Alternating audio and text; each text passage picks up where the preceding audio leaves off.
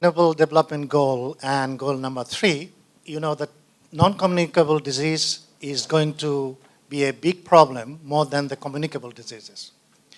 Now, that's non-communicable disease is a bigger issue. I'm not going to talk about that. I'm going to talk about issue of nutrition and sustainable development. Now, nutrition, when I want to talk about malnutrition.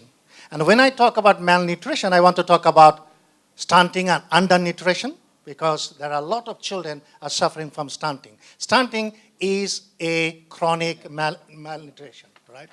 And this nutrition has got intergenerational impact. If you look at today, the Chinese or Japanese or Vietnamese, they used to be smaller. Have you seen how taller they are now? And it has an intergenerational problem. Now, so that's a malnutrition of the undernutrition. Then we need to talk about overnutrition, about obesity, particularly sugar-induced obesity epidemic. And within the sugar, I have seen how many spoons of sugar we take for one small cup of tea.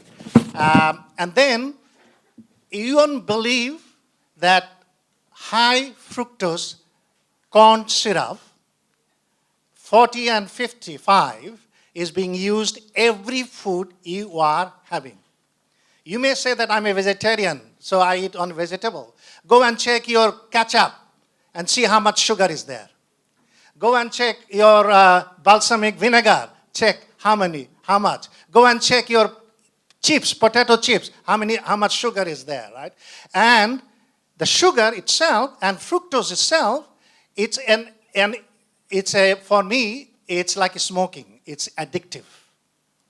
If you cannot, you go on eating and eating because you become addictive.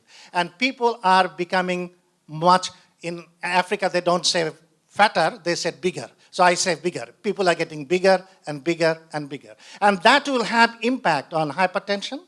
That will have impact on diabetes. That will have impact on cardiovascular system. When health system cannot afford the services they require now, with the communicable disease, once you are diagnosed as communicable disease hypertension, you have to take the medicine for the rest of your life.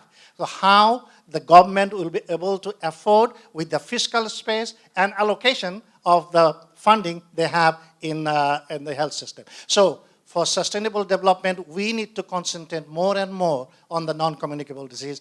Particularly for me, that's what I'm fighting now, is about sugar-induced epidemic of obesity.